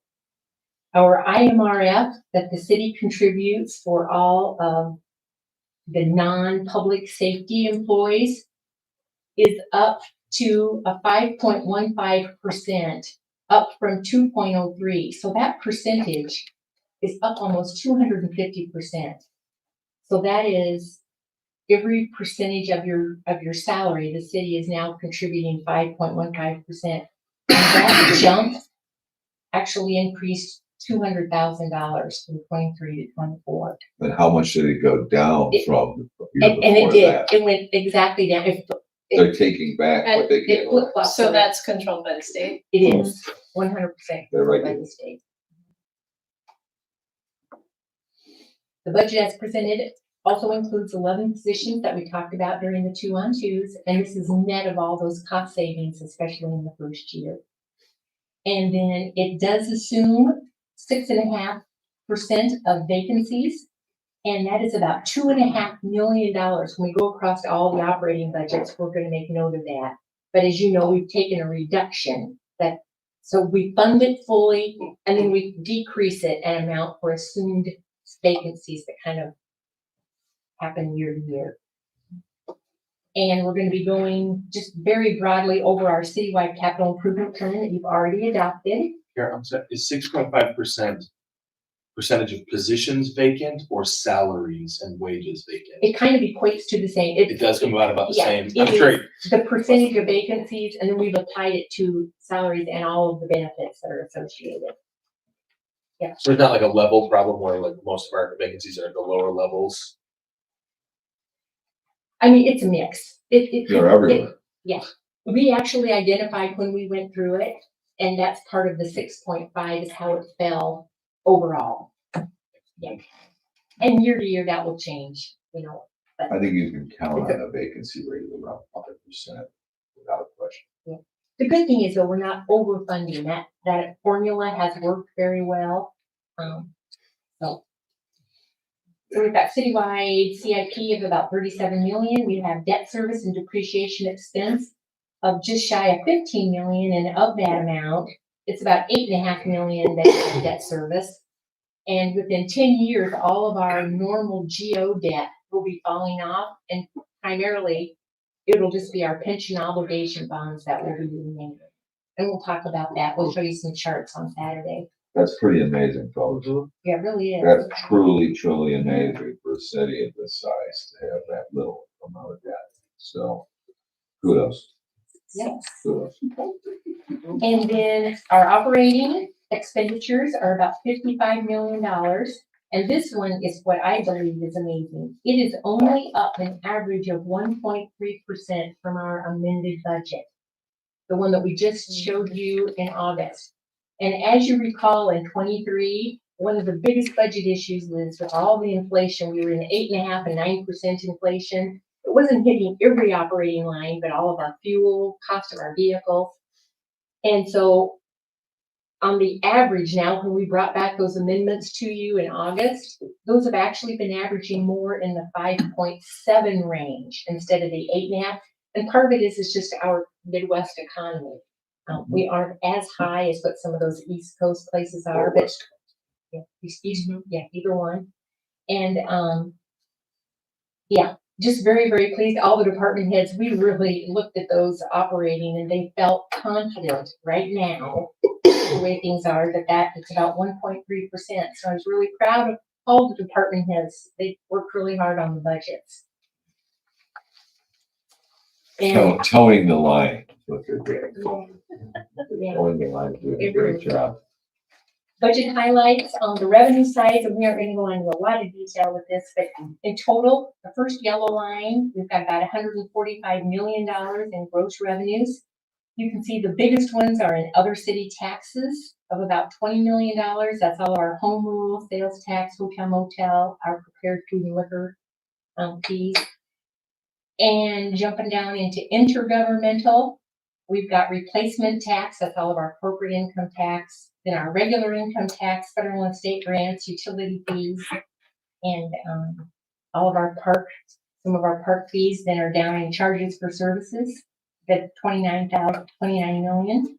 And it's all of our utility fees as well. All of these that you just passed for water, WPC, sanitation, and stormwater.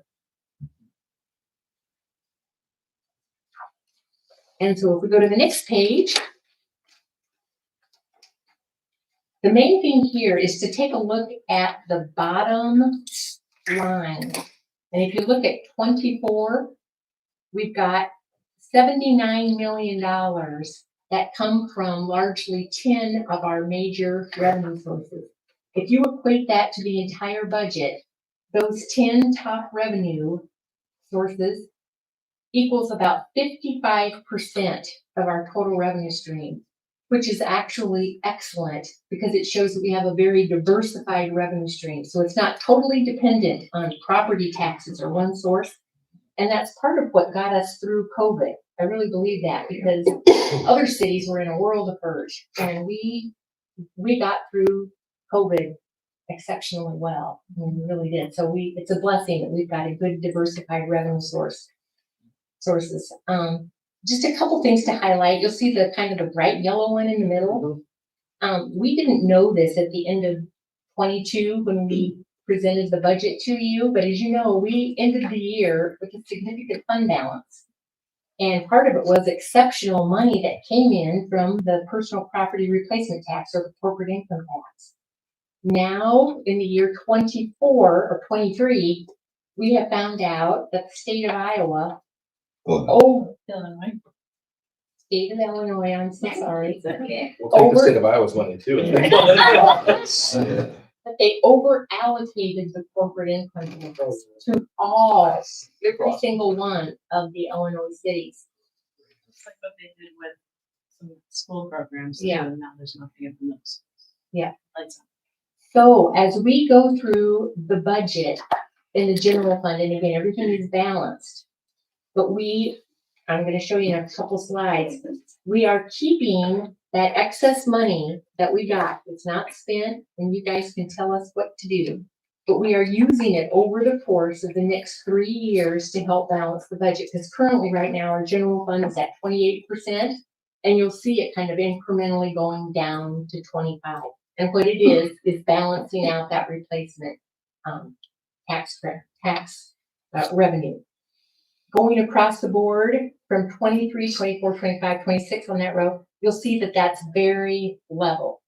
And we've actually been very conservative with the majority of these big revenues because the economy is still in kind of a state of flux.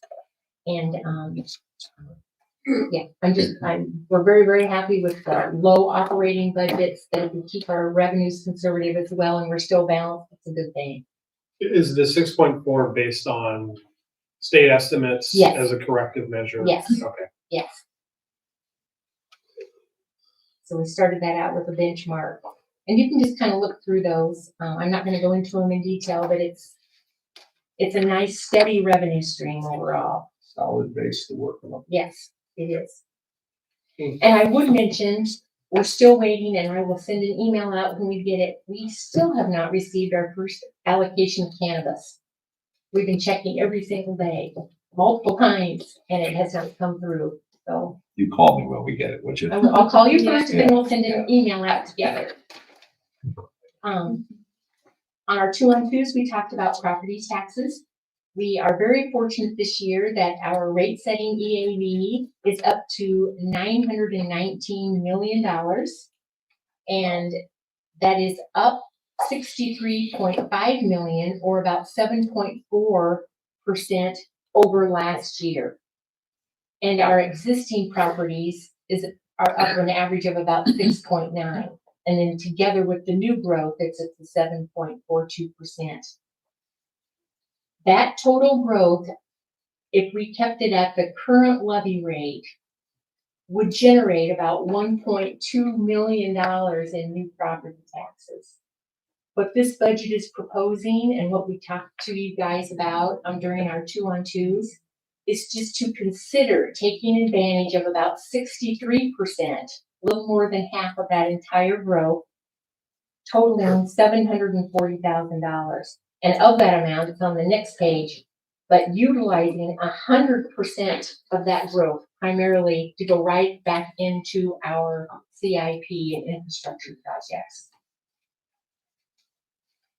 As it is proposed, taking advantage of the growth and the new property taxes that would be available would still allow us to decrease the levy rate approximately 4.7 cents. Again, that is going to be solely dependent on the amount of assessment protests that are coming. We may kind of know a feel for how many people are protesting their assessments here come Saturday. And I'll give you an update if I hear anything from the assessor. And if we increase the property taxes, that $740,000, it will be up an average of about 4.6%. And we do not have to have a public hearing of the truth in taxation because we're under the 5% increase.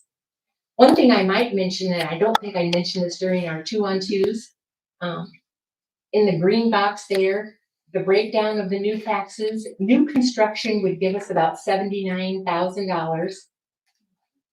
The closing of TIF 8 and 9 is going to give us about $15,000. That is the city's portion.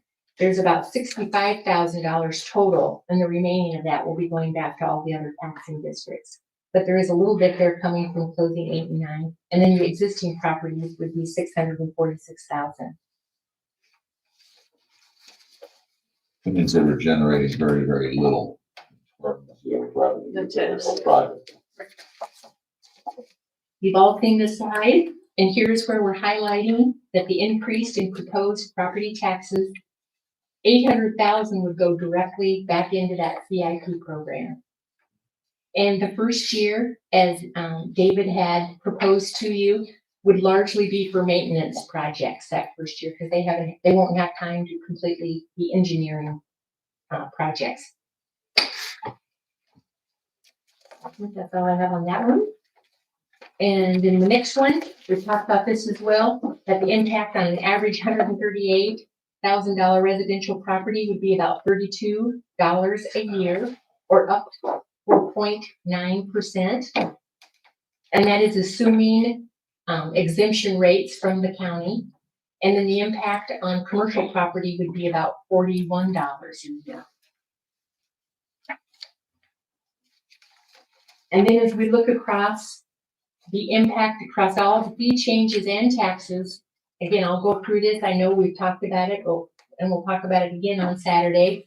I'm going to zero in on the 24 year, but on an average $138,000 home, and assuming average usage consumption of all the water, WPC, and then sanitation as well, property taxes on a monthly basis would go up about $2.67. See that there in 24. The natural gas and electric franchise fees at the 1.5% for 24 would go up $2.47. So the total of those two would be $5.14 a month. Those two items would be a huge part of that 10-year special capital projects fund we're going to talk about Saturday. Then the next bucket are all of the utility fees that you just adopted here this last month. So between WPC, water, stormwater, and sanitation, it's another $5.52 for a total monthly impact of $10.66, with the annual impact of $127.88. Again, this is average. If you are a lower consumption of water or even the franchise fee, it will be smaller. And if you're a higher consumer, it will be higher. So. It'll teach people to conserve energy. Shut off your lights, kids. Yep. And just to And review, yet it's our poorest homeowners who can't afford to put in better insulation and better, I mean, I understand it's small numbers, but it's a very serious, and it is on that lower end where we're gonna have the biggest challenges. So it's imperative that the council also make sure that the safety net in those areas, like through CDBG funds and all those other programs, is still available. If this goes through this. Those programs are available, and people do take advantage of those, whether it's roofing, whether it's weatherization, whether it's doors, whether it's windows. You know, those dollars are there, and they have been used for a long time. I can't tell you how long, but we've been around for almost 50 years with these kind of programs. So, you know, the challenge is there. And this was kicked down the road long enough, but whenever it's why I've had continued concerns about adding on with the franchise fees at the same time as we're doing these other fees. I mean, I recognize the point that for the average homeowner it's one thing, but I think for the actual homeowners and for people who work in two jobs, people who don't, have time or access to the capital to make those improvements, right, or who can't afford to have the leaky window. I mean, it just they've got to be eligible. They have to be eligible too, because there's earnings cycles. That's the other problem. I think it's important for us to think of the average. It's also important for us to think of that whole picture. Thank you. Please continue. If we move on into expenditures, we're going to really take a deep dive on this on Saturday. But you'll see gross expenditures are that $145 million again. And the budget, as I said earlier, total expenditures are up less than 2% citywide net of capital for all of our ARPA funds. So it's a very conservative budget. And the main areas here is public safety, police and fire make up the biggest piece of the pie, followed with our capital projects and then internal service funds. And here's the personnel. I'm not going to go through every one of these because we talked about them on our 2-on-2s, and we're going to talk about them again on Saturday. But, this is one thing, if you're wanting to look at the budget, please review these positions, because we're gonna be wanting council to take a motion on that on Saturday to kind of give a nod, if you're comfortable with them going forward.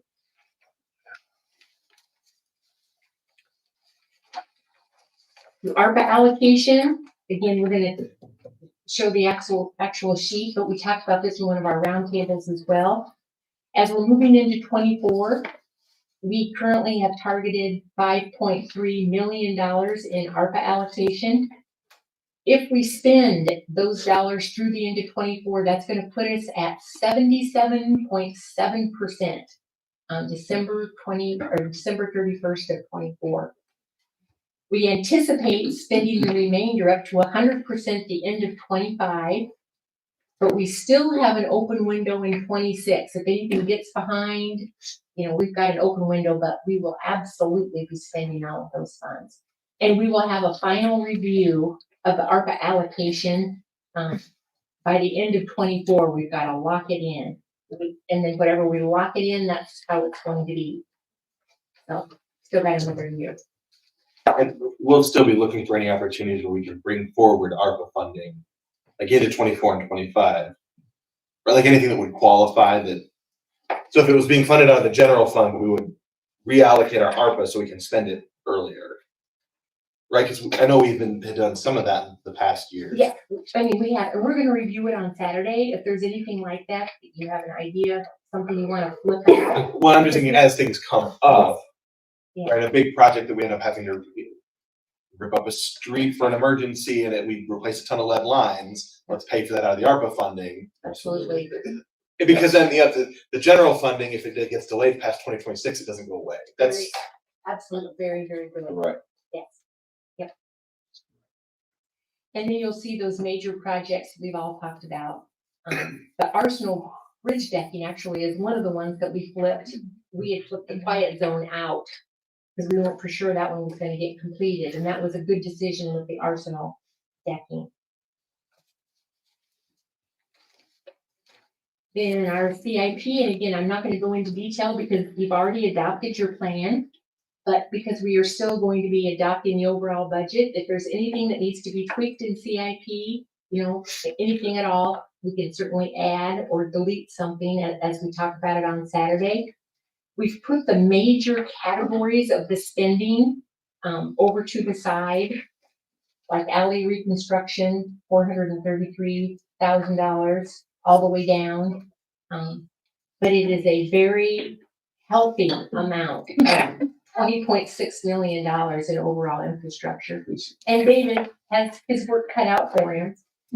You'll see that it looks like it's going down from the current 3 year.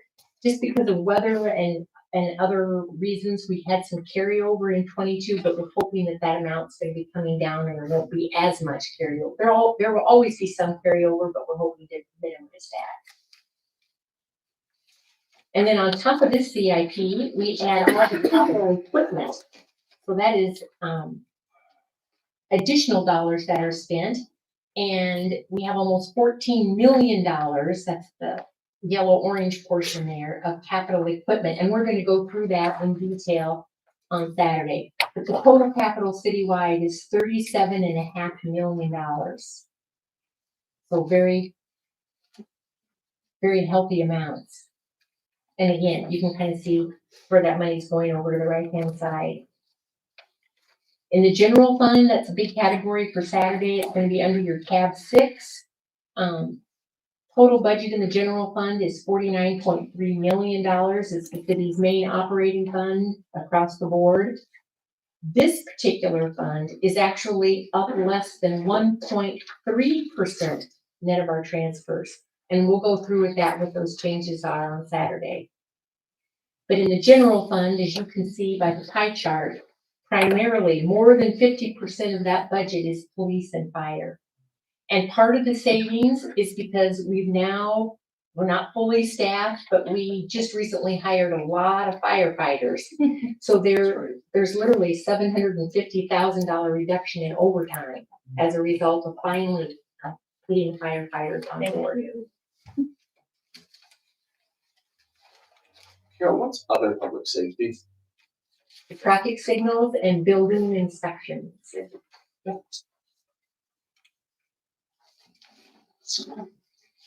In, oops, I had it going the wrong way.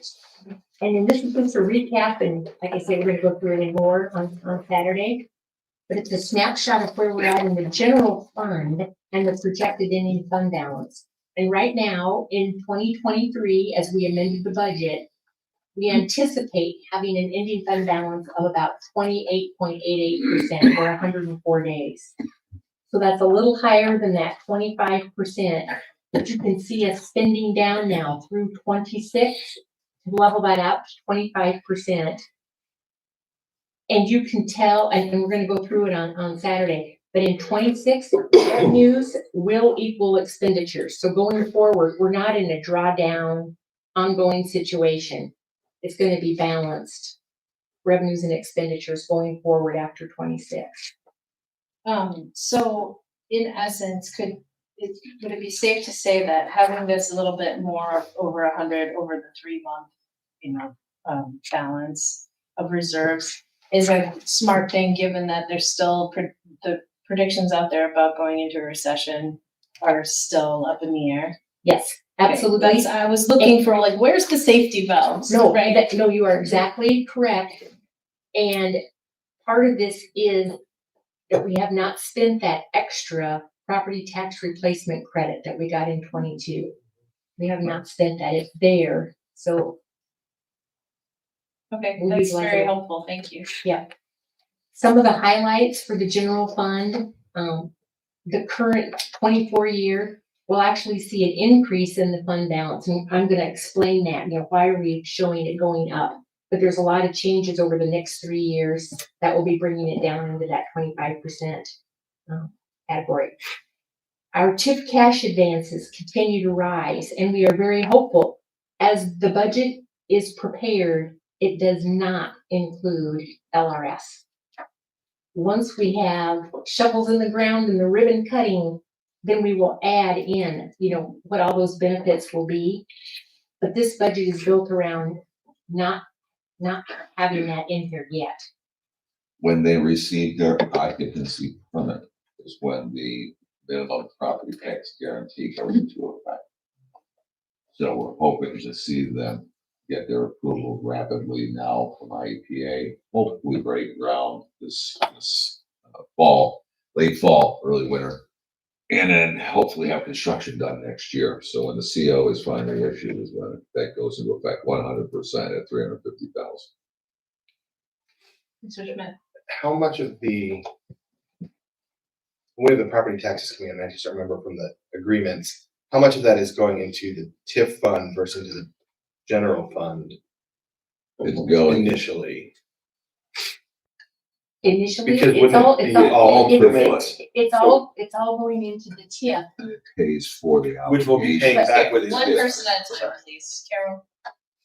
It's all going into the TIF fund, but then the general fund, because there's actually money there to pay the principal and interest on the bonds, the general fund will no longer have to advance funds to pay for that. Correct. So, It will be reflected as an increase in the general fund. yes, If yes. It's a reduction in the requirements of the general fund that pays the debt. Thank you. Keep going. Yes. Capital request will review this, but it's an average of about $370,000. We always go through those capital. We've got some with police as well as from Public Works with that new asphalt program being proposed.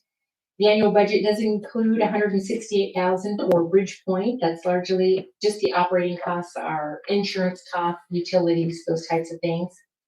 It has an annual transfer to parks of $800,000 for each of the 3 years, and that's just been kind of a steady amount.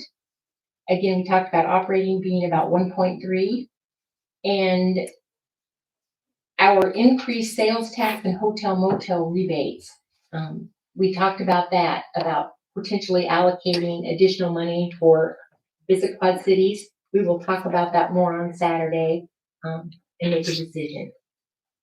And then we talked about that overtime. Net with police and fire, it's down about $650,000 between the two departments. Then the next slide is just a visual of that, where we're at with our fund balance policy. We like to be between 72 and 90, so we're right on track with that through 26. And one thing that I might say, and you're going to see it when we go through the budget Saturday, it's the third bullet. And that is, as operating expenses in the general fund continue to increase, and we're trying to get 25% of those net expenditures, we do need larger fund balances just to stay status quo. So every year, even you'll see fund balances going up, but we're demanding a higher level because it's even to maintain the same percentage. So the TIP funds, where are we at for time? Five. Around 8:15. Okay, so I'm gonna keep moving. I'm just highlighting a couple things. We're gonna go through the TIPs broadly on Saturday. The very first bullet, we talked about closing out TIP 8 and 9 and money going back to not just us, but all taxing bodies. Potential for the advances from the general fund to be decreasing if LRS comes on board. And we've talked to the department heads that they apply to, that we will go through. There are some available project dollars in the TIPs 3, 10, and 12. And we'll kind of highlight those for each one of the years. And right now the departments are on it and getting the money spent so that we don't have to give that back. And in 2024 is our first full year of estimates for the Illinois 92 corridor. With the library, you can see the highlights there.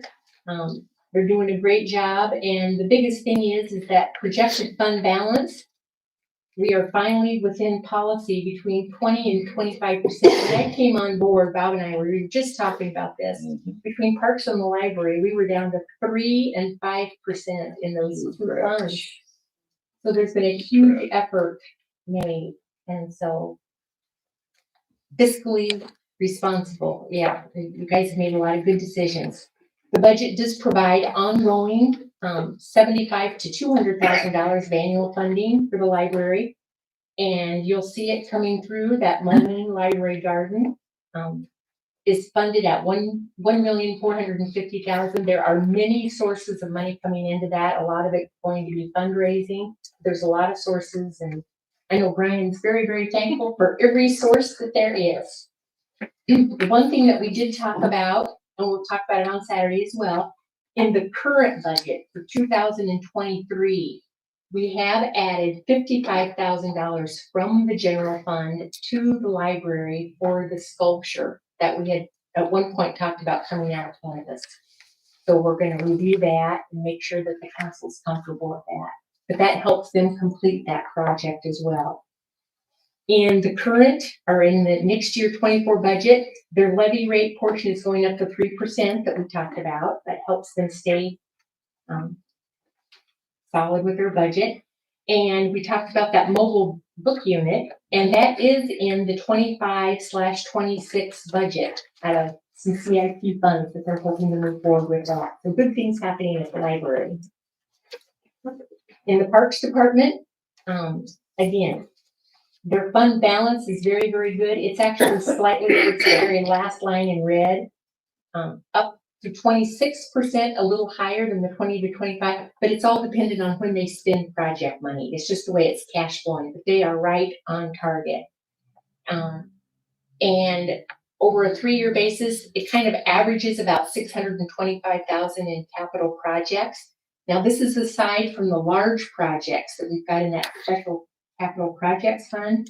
Yep. So that's their annual funding, and you can see it there, like for the Little League and the batting cages. And next year, 2024, will be the first year of operating expenditures and revenues for the Riverside Aquatic Center. So we're very excited to see how those numbers come in. It's hard to project exactly, but I think Eric's been very conservative. They worked hard with the Parks Board, and I've looked at them too. So I think we've got pretty good numbers in the budget. And then you can see the rest there. We continue on with Ashboard and Tree Bank. Then we kind of talked about our active health, that it's down about the 2.59%. Very, very happy with that renewal. And I'm just going to point out the third bullet. or the fourth bullet down, that we have adequate fund balance reserves are available to more than cover the city's maximum exposure. And with health reserves, there is an aggregate amount when you do a renewal. There's 100% expected, and then 125%, which is the maximum amount that you're obligated for. That's where our fund balance money is. We don't do chargebacks or charge people. We keep that in our fund balance if needed, and we have more than enough money to cover that difference. And then this fund also transfers about $650,000 annually to the unfunded liability in our retiree fund. And we'll go through where we're at with that total again on Saturday. And again, our liability fund is right on target. If you look down in the red, our projected cash balance is about $2.2 million. We try to keep some money in there because if there are high claims or unexpected things, we've got to be able to cover for that. If we were ever short, we would pull it from the general fund because you don't want to just stash a whole bunch of money. But that's an adequate level for right now for our operating. And we anticipate our premiums and claims to go up around a little bit better, 6% next year. And I know that Annette's going to be bringing back, I think she's going to get it here at the end of October, bringing it back to you in November, that actual renewal on all of our insurance. The budget, just very briefly, we've talked about it, is establishing 3 new funds, a segregated rental housing program. So any fees coming in, any expenses going out for that program are going to be captured. So ongoing, if you ever want to know how that fund is doing, we'll have it. We talked about the special capital fund, and then we established the new TIF. Enterprise funds, we completely reviewed those and we implemented those fees in October. So unless council has any additional questions on Saturday, I think we've kind of got that one buttoned up. And then lastly, just to touch very, very briefly, if you take a look down the 24 column, this is a snapshot of our fund balances. And we're going to hit each of these funds on Saturday. But I'm very happy to report that in total, we've got healthy fund balances and pretty much right on target with the financial policies of the city for each and every one, including the next. You take a look at the next one as well for 24 and through 26, they're all on target. When you hit like our fleet and facility and IT, there can be some variance of years just depending again on capital funding, like for instance, fleet. If all of a sudden you have another big fire truck we're ordering, that might dip a tiny bit, but it's going to go right back up. It's really, really working well. Sarah Mark's done an outstanding job in the fleet. And then I'm just going to open this up. I don't know if you've had no time to review the electronic budget document that's out there in Granicus. As part of that review book, if we can get that opened up, I just wanted to kind of show you how it's bookmarked. And I'll just have Lori, so like if you're looking at any particular tab, you can click on it and it's going to bring you right. Yep, there you go for personnel. And then you can go into the staffing. You can click on that 3-year staffing request. Yep, it'll take you right there. Thank you. It'll click you all the way. Oh, I just, you showed us a really big 11 by 17 chart with multiple years and the Yes. breakdowns. Where can I find that on the book? that is in tab number 2. I think. Or can you go back? Page 1. Okay, thank you. Control. Oops. All right, so you guys do it differently. I think you can put it. Where? Yeah, we should be able to. I know what ours is over to the right normally. No, you're not seeing it. Yeah. If we go back to page, David, how do we get back to page 1? You should be able to click the page number on the left. Yeah. The Yeah. boys on. No, right. at Or the here. center. Yeah, right there. So clicking with left. We type in one. Okay, so it's under the competing budget pressures and major projects. And then I think it is, It is the, I see it under number one. yeah, I think it's under number one is the spreadsheet. you got to click on it. Yeah. Yeah. So you're not giving us those huge No. things this You're year? not getting, Got it. Thank that's what it looks like. man. Now- Our environmental. you. Yeah. No, we're saving trees. Now, if you go back to page 1 and you just page down to page 2, that's where you're gonna find the agenda that we passed out to you tonight. So on Saturday, I know David is going to be setting up your computers as well. But as we go through the agenda, it's the same thing. You'll be able just to click, like on the, yep. Or if you go back, sorry. There, now page down Or to you could 2. go to page 2, Yeah, just go to page 2. directly to 2. Yeah, we can go to page 2. And now if you click, like on the fund equities there, that high level of fund equities. Any place where the little hand is, you can just click on, Yeah. and it'll go to that particular area. Yep. The So tab. if you It'll click go on to it, the right you tab. just click on that. Yep, so see So that in takes that you right any to of the fund these equities. will take you to the general fund. Yep, when you can continue to drill down with the bookmarks. So I know it takes a little bit of getting used to.